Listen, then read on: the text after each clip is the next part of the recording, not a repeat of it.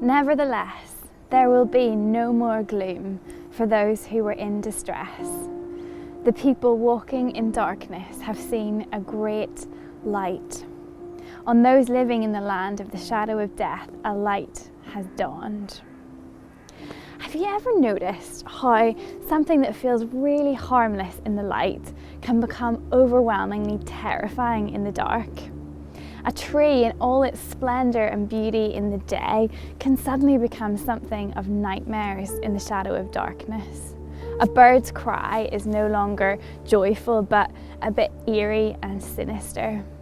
I had a friend who grew up in the city of London, and with all the street lights and the cars and the shops, it never actually really got that dark. Then they moved to this beautiful big house in the country, idyllic by day. But at night time, the house was surrounded by black darkness, filled with shadows, and he was shocked at how unnerving he found it at night time. Because what darkness has the power to do is it makes the small seem overwhelming and the harmless seem powerful. Darkness alters our perspective. Shadows stop us from seeing things as they really are, and we're left feeling vulnerable and afraid. And this passage in Isaiah talks about life without Jesus being like that. It is gloomy and shadowy and frightening. We feel out of control and afraid. Darkness is all-consuming. But unto us a child is born. This passage in Isaiah describes the moment of Jesus coming as the dawning of a great light. And the people who are walking and struggling in the darkness can suddenly see their way. Hope arrives when the light appears.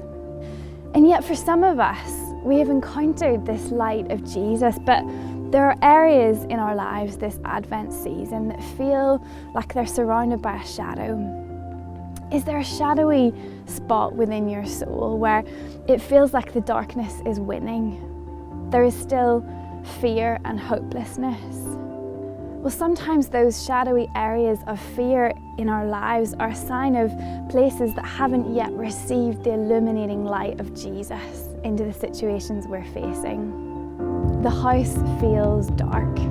The trees are casting terrifying shadows. But a light shines in the darkness, and the darkness has not overcome it. See, here's the thing about darkness. No matter how powerful and all-consuming it feels, no matter how terrifying it is, how much it leaves us feeling out of control, the second that a light appears, the darkness cannot remain. Even the flame from a tiny flickering match shatters the darkness immediately around it, and it begins to illuminate. It begins to show things how they really are. The people walking in darkness have seen a great light, and the darkness cannot overcome it. This Advent, if you're feeling overwhelmed by the situations in your life, invite the illuminating light of Jesus in. Is it a problem in the workplace? Is it a family situation? Is there a broken relationship? Maybe it's a confidence issue. Is there a problem with self-esteem? Where are the shadowy places in your life? Isaiah 9 and the season of Advent is the invitation to invite Jesus in, to illuminate those situations with his light.